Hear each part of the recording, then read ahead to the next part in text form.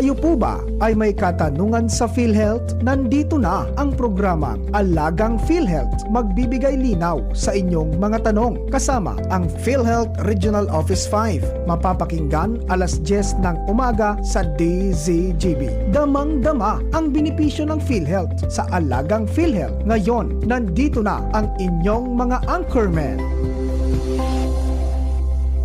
Morning. Sinong kasama natin dyan sa PhilHealth? Okay na ba yung linya nila? PhilHealth kita mo yan. Alagang PhilHealth. Gandang umaga dyan sa mga taga...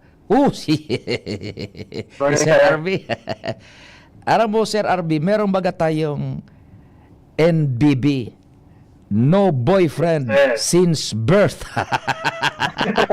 NBSB yan, sir. NBSB. No boyfriend since birth. Morning sa iyo dyan, sir. Sana naman yung magandang dilag ng PhilHealth? Sana naman naglamir na. Ano, sir, mayroon din pong event na ina-attendan. Sila din po kasi in charge doon. Kaya ako muna, sir. Next week, nakakasama niyo na siya, sir. Miski wag na, doon na siya sa event niya. Buong taon.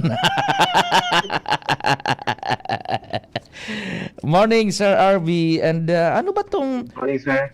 Uso na to, maski sa mga balita, yung sinasabing NBB na wala nang babayaran sa PhilHealth. Ano bang gustong sabihin niya na NBB na yan? Ano ba yan? Paano yan nagagamit ng mga sino-sinong pwedeng makagamit nito na miyembro ng PhilHealth?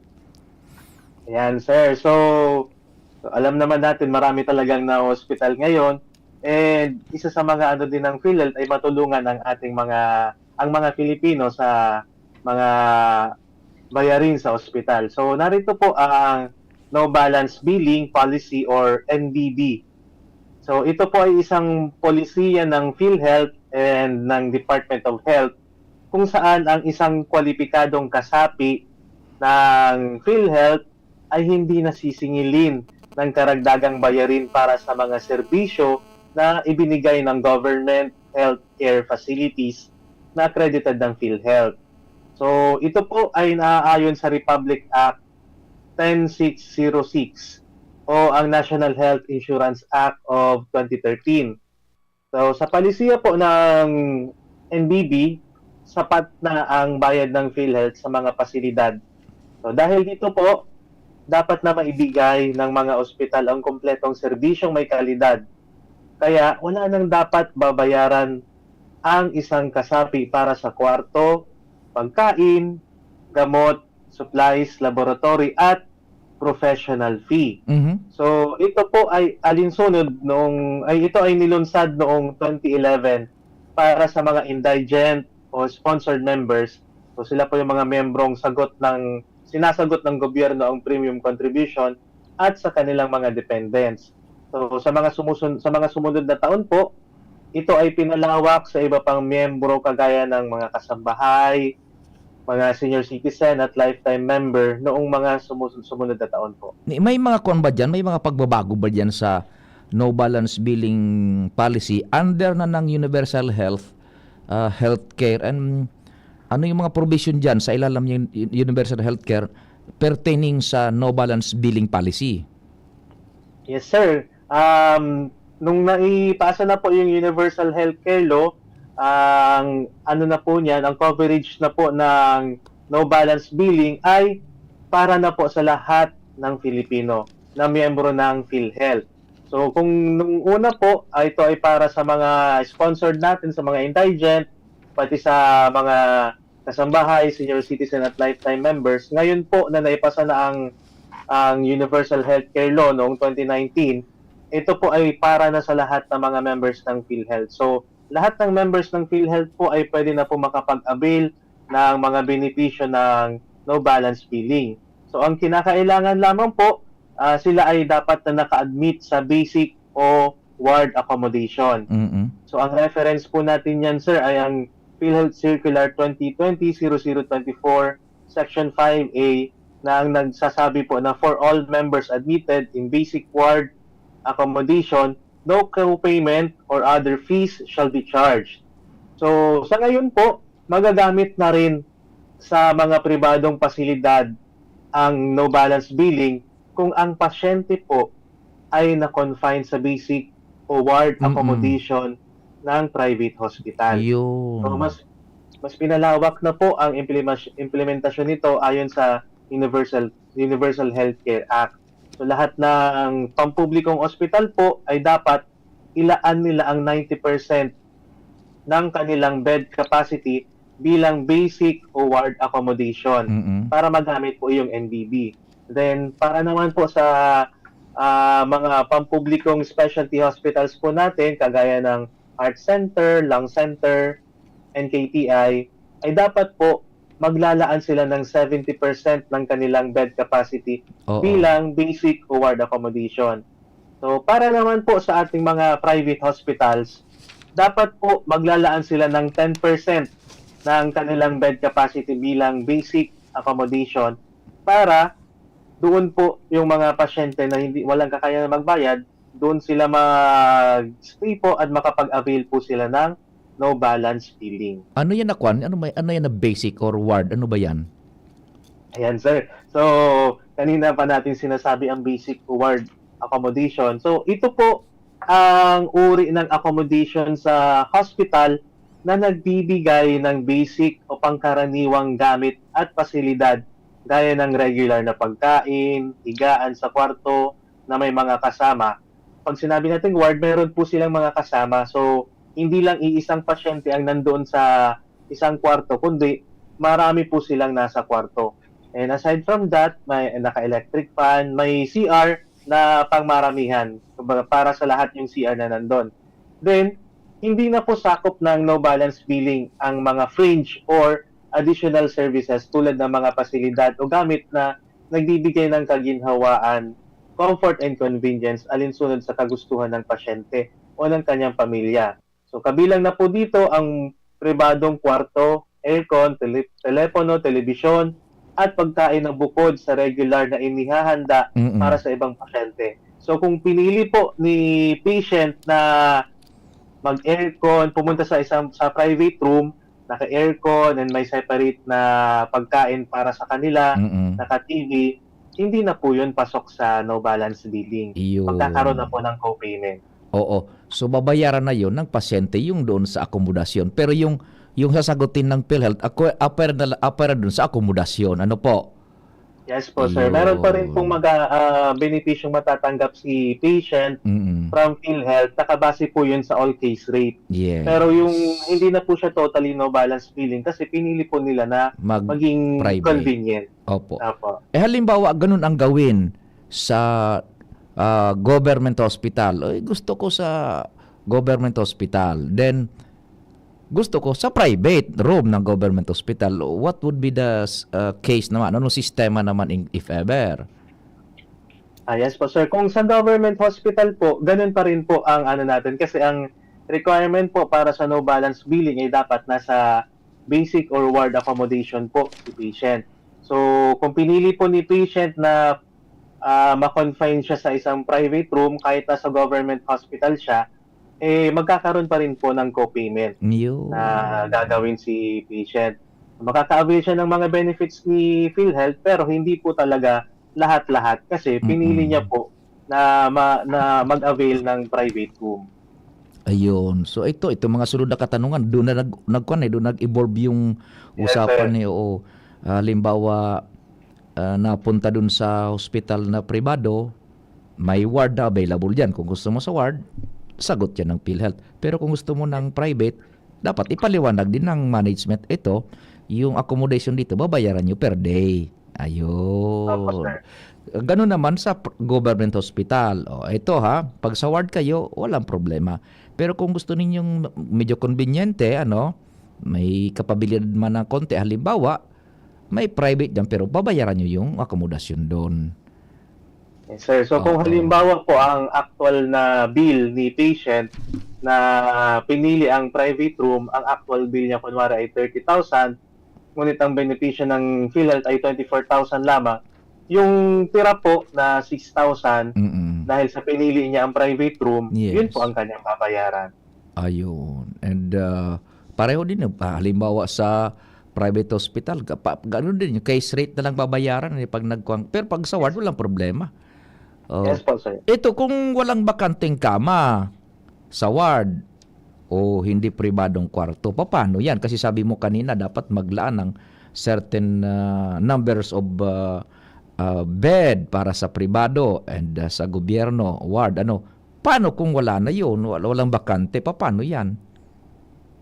Actually po, sir, katungkulan po ng hospital na dapat may kwarto sila para dyan. So, katungkulan din po ng hospital na kung halimbawa walang bakante ay ilipat sila sa mas mataas na uri ng akomodasyon na saklaw pa rin po ng NDB para wala pong karagdagang babayaran si Oh. patient. Kasi hindi naman po si patient ang may kagustuhan po nun. So, Mm-mm. pwera na lang po kung si patient ang may kagustuhan, pwedeng pwedeng may co-payment si patient. Pero kapag halimbawa po na walang available, Oho. si hospital po dapat ang mag-aasikaso niya na magkaroon ng kwarto si patient Oho. nang wala pa rin po siyang binabayaran na co-payment. Sakop pa rin po ng no balance billing. Pwede siyang ilipat ba, i-upgrade sa kwartong pribado kung talagang walang-wala nang mapuntan tapos wala pa ring babayaran? Kung ano po, dapat si hospital po kasi ang pag-aasikaso niya sa kanya. Pwedeng Oh. ilipat siya sa na pwedeng semi-private or na mas mataas na uri ng akomodasyon Mm-mm. na dapat sakop pa rin po yun ng no balance billing para walang karagdagang babayaran po si member po. Kasi pagdating doon ng pasyente, hindi naman natin hinihingi na may na pasyente. Talagang walang room, wala na doon sa ward. Wala namang kakayahan yung kaming mga pobreng pasyente na magkunya sa semi-private o private. Pero kailangan na i-confine.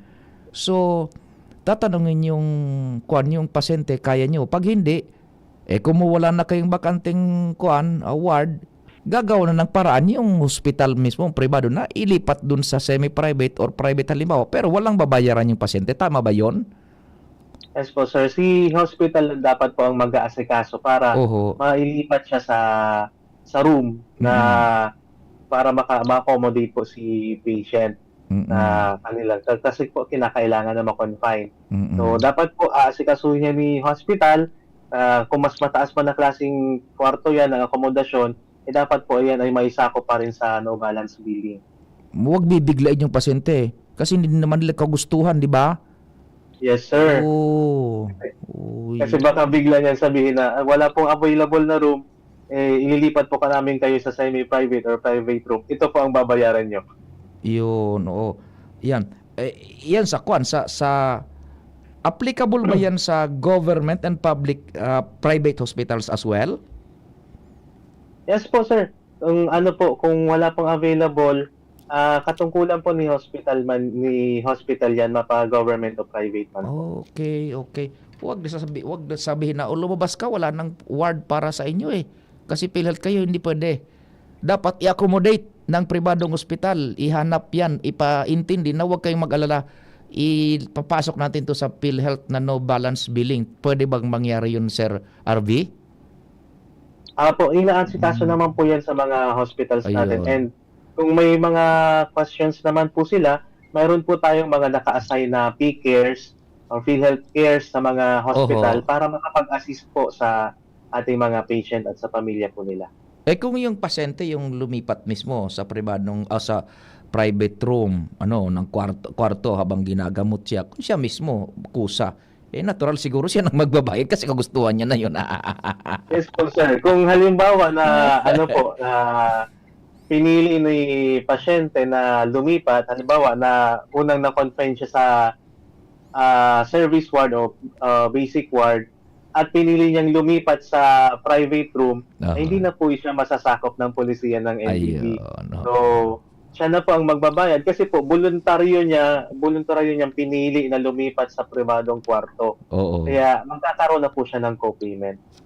Paano kung walang gamot doon sa ospital na na-confine na niya, pribado, and walang mga laboratory test na available doon sa kumpanyang, sa pribadong hospital na na-confine siya, PhilHealth member siya, nag-avail ng PhilHealth benefits, wala yung gamot, wala yung laboratory available doon. Paano ba yan?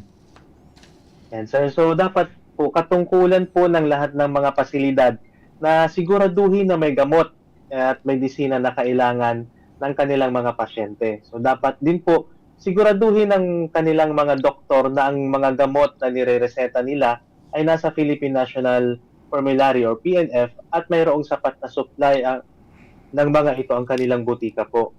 So kung wala po sa ospital, ang mga kinakailangang laboratorio at diagnostic test tulad ng CT scan, tungkulin din po ng ospital na maipagawa ito nang walang babayaran ang pasyente na saklaw po, nasakop ng policy ng no balance billing. Mhm. Pati na ang ambulansyang gagamitin sa paghatid sa ibang pasilidad po.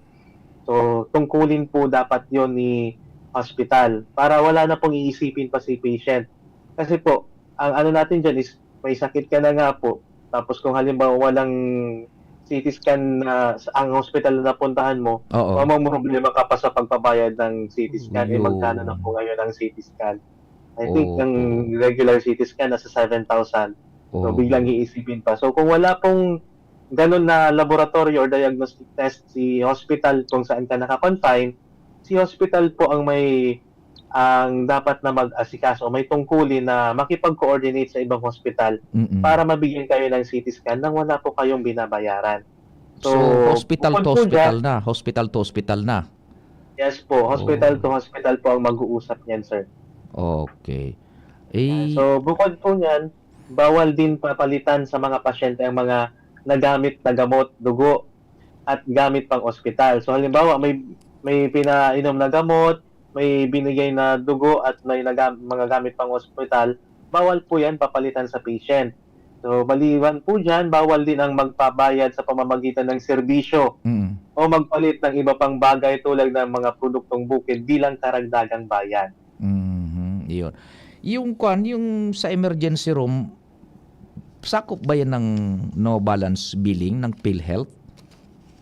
Yan. So ang ano po natin dyan, sakop po ng no balance billing ang mga serbisyo sa emergency room, observation room, at outpatient department. Basta ang mga serbisyo ay ginawa po sa loob ng 24 hours bago ma-admit ang pasyente sa parehong pasilidad po. So same facility, same hospital po. Kung dinala po si patient sa hospital na ito at doon ginawa yung mga services sa kanya, sa loob ng 24 hours bago po siya ma-admit sa same hospital, makakapasok po siya sa no balance billing. Ang hindi lang po sakop ng no balance billing ay ang mga serbisyo ng hospital pagkatapos po ng admission. So pagka halimbawa po tapos na kayong ma-confine, nakalabas na kayo ng hospital, Mm-mm. bumalik kayo para bumili ng gamot or kung ano pang laboratory, hindi na po siya makakasabay sa no balance billing kasi tapos na po yung sa admission ano niyo po. Oh, ito yung nag-away-away yung Pilipinas so nakarang mga linggo, itong 24 hours hindi nila naintindihan eh. Di ba? Opo. Hindi nila naintindihan. Ito pala, sakop ng no balance billing policy ang serbisyo sa emergency room, observation room at outpatient department. Basta ang mga serbisyo ay ginawa sa loob ng 24 hours bago ma-admit yung pasyente. Ito yung hindi nila, nag-away-away sila doon sa Manila nito. Hindi nila alam to eh. Sir. And actually sir, meron pa po tayo, bukod po dyan, meron pa po Oh. tayo na isa pang programa ng PhilHealth, yung na-discuss po natin last week, yung outpatient emergency care benefit. Yan. So, pwede din po sana magamit yun. And Oo. meron pa yung referral package. Sakop yung sa doktor, buda yung mga professional, saka yung mga sakop ba ng no balance billing balance ng PhilHealth? Yes po, sakop po ng no balance billing ang serbisyo ng doktor at iba pang mga professional. So dahil po dito, bawal po maningil ang mga doktor sa mga pasyente na sakop ng polisiya ng no balance billing kung ang pasyente ay na-admit sa service o PhilHealth bed. So Mhm. kapag po ang pasyente ay na-admit sa ward o hindi pribadong kwarto, automatic po na mag-a-apply ang no balance billing kahit na pribado o swelduhan ang doktor na tumingin sa kanya. Oho. So, maaari lamang po maningil ang doktor sa pasyenteng sakop ng no balance billing kung ito ay na-admit sa isang pribadong kwarto. Yun. Okay. Now, itong kuan, yung mga private na facility, health facility, sakop ba yan ng kwan? No balance billing, yung mga private health facilities? Yes po sir, meron po tayong mga accredited private health facilities na sakop ng no balance billing policy. So nariyan po sir ang contracted facilities para sa Z-benefit packages. Nariyan din po ang ambulatory surgical clinics, ang freestanding dialysis centers, ang TB dot centers natin, ang mga infirmaries and dispensaries po natin. And para sa ibang private health facilities na maaari na po masakop ng no balance billing policy ng PhilHealth kung ang mga ito ay accredited po ng PhilHealth at may kasunduan or MOA sa PhilHealth para sa pagpapatupad po ng no balance billing. Mhm. So, layunin po ng hakbang na ito na palawakin pa ang access sa serbisyong pangkalusugan, lalo na para sa mga pasyenteng hindi na kayang tanggapin ng mga pampublikong hospital po. Iyon. So napaka inam na intindihin nila no balance billing policy pag sa ward ka, private or public hospital. Pero pag sa private hospital ka na naubos na yung ward, wala na talagang mapupuntahan, tungkulin ng private hospital na ihanap ka ng kwarto, pero papaliwanag, huwag kayong mag-alala, sakop to ng no balance billing policy, di ba? Ganun yun. Pero pag ang pasyente nagpili na sa private ako, private room, babayaran mo na yung accommodation ng private room. Okay. Ganon din naman sa government hospital, ayoko ng ward, gusto ko sa private, babayaran mo na yung accommodation ng private room. Pero yung iba, case rate na nasagot na ng PhilHealth, including yung professional fees, Sir RB. Then, sa binabayad ni PhilHealth, kasama na po sa binabayaran ni PhilHealth ang professional fee. Yun. Ang ano lamang po dyan is sa mga private hospitals po natin, hindi rin naman natin kontrolado ang sinisingil ng mga doktor. Kasi po, may fixed fee si PhilHealth para sa professional fee po. Mm-mm. Halimbawa na mas mataas doon ang siningil ni doktor, kung magkano po yung fixed fee ni PhilHealth, yun po ang lang. maibabawas. Yung kakulangan, out of the pocket na ng pasyente. Yes po, sir. Oh, any other message coming from PhilHealth, Sir RV? Makikinig po kami. Go ahead po.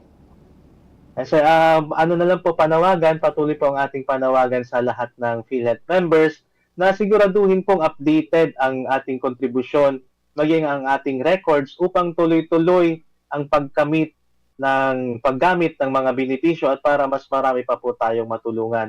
And then paalala lamang po na wala pong bayad ang pagkuha ng PhilHealth ID at Member Data Record or MDR. Mag-ingat po tayo sa mga kumakalat na online fixers na nag-aalok ng serbisyo ng PhilHealth pero humihingi po ng bayad.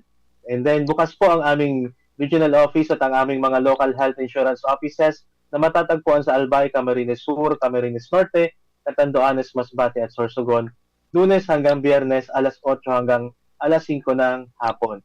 Kung kayo po ay may katanungan, magmensahe lamang po, magpadala lamang po kayo ng mensahe sa aming Facebook page, PhilHealth Regional Office 5, Bicol Region. Maraming salamat po. Thank you so much, Sir RV. Tinago ko na yung bag ko. Uwi na ako. Salamat. Sige, sir. Till Thank you next so much Monday. po, sir. Thank you so much. Mga tugang, yan po ang programang Alagang PhilHealth. Till next Monday, salamat kang sa inyong pagantabay. Malamang Diyos ang magbantay. Inyong napakinggan ang Alagang PhilHealth. Makinig muli sa susunod na Lunes, alas 10 ng umaga dito sa DCGB. Alagang PhilHealth, hatid sa inyo ng PhilHealth Regional Office 5. Maraming salamat po sa inyong pagsubaybay. Magandang umaga po sa lahat ng nakikinig. Ito ang inyong Healthline segment. Kung madalas lumabo ang inyong paningin lalo na sa gabi, pakinggan natin ang